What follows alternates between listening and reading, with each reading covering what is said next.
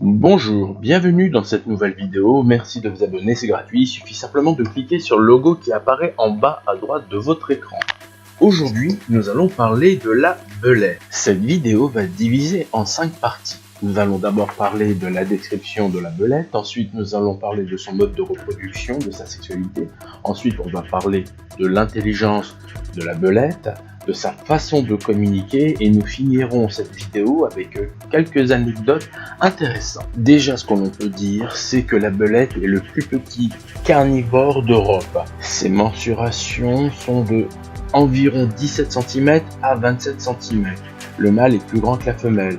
La femelle pèse environ entre 65 et 90 grammes contre le mâle qui pèse entre 90 et 125 grammes. Il faut savoir que son corps est tout allongé, ça lui permet de se faufiler dans un trou pas plus gros qu'une pièce de 2 €. Sa petitesse lui permet de rentrer dans des galeries souterraines où peuvent vivre des rongeurs et y accéder avec grande facilité. La durée de vie d'une belette est d'environ 3 ans. C'est un animal qui est à la fois diurne et nocturne selon ses nécessités. À l'endroit de sa tanière, la belette émettra des sécrétions anales, créera une odeur excessivement forte, nauséabonde, qui découragera les prédateurs à l'idée de rentrer dans la tanière de la belette. Le territoire de la belette couvre environ un territoire compris entre 1 et 15 hectares. Elle marquera son territoire avec ses urines, ses crottes, ses sécrétions anales, comme on a vu précédemment, juste pour marquer clairement son territoire.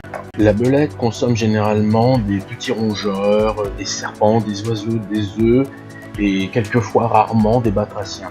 Donc concernant les animaux, ils sont tués d'une morsure dans la région occipitale, c'est la partie à l'arrière de la tête. Comme on a vu précédemment, la belette est un petit animal, donc elle ne mangera pas tout l'animal qu'elle a tué. Il est donc assez fréquent que le reste de l'animal soit perdu pour l'animal et qu'au cours d'une même journée, elle doive s'en prendre à plusieurs animaux différents. Les principaux prédateurs de la belette sont bien évidemment l'humain, mais il y a aussi les renards, les chats, les chiens, les loups, les chouettes, certains rapaces ou encore des serpents. Maintenant, nous allons parler de la reproduction de cet animal. Il faut savoir que la belette, généralement, elle vit seule, mais que durant les périodes de chaleur, nous avons les mâles qui partent à la recherche des femelles qui elles-mêmes ont leur propre territoire, donc ils rentrent de façon intrusive dans le territoire pour pouvoir trouver la femelle et ainsi procréer. Ce qui explique que la part nuptiale est un processus difficile qui comprend des combats, des morsures, des sortes de culbutes, jusqu'à que le mâle soit capable de saisir la femelle par la nuque. Une fois la position accomplie, le mâle monte la femelle et après c'est la copulation qui peut durer plus d'1 heure. Une copulation prolongée est nécessaire pour stimuler l'ovulation féminine. La gestation pour la femelle dure environ 5 semaines. À la naissance, les petits pèsent entre 1 et 3 grammes. Une portée peut comprendre entre 4 à 9 bébés. Le mâle est déjà en retrait de toute cette histoire, il est retourné dans son territoire et en attendant, la femelle, elle doit se nourrir, s'occuper de ses petits, les nourrir, les chauffer et c'est un travail très difficile pour elle. À la naissance, les petits naissent aveugles et sourds. Ils sont totalement dépendants de leur mère.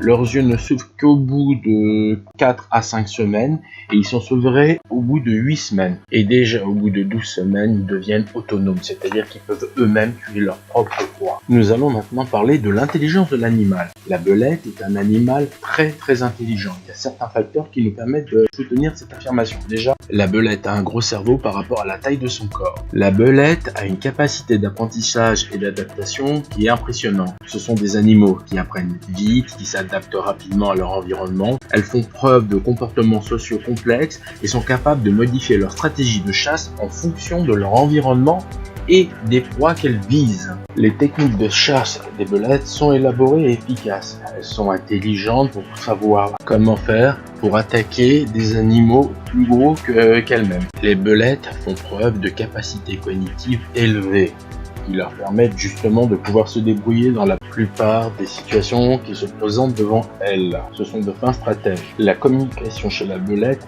passe par la vocalisation. Plus le danger sera élevé, plus la tonalité sera élevée. Dans les campagnes, on s'imagine souvent que les belettes rentrent dans les poulaillers pour s'en prendre aux poules, mais c'est faux. En vérité, elle ne s'en prend pas aux poules, elle s'attaque aux rongeurs qui sont dedans, ça peut être des rats.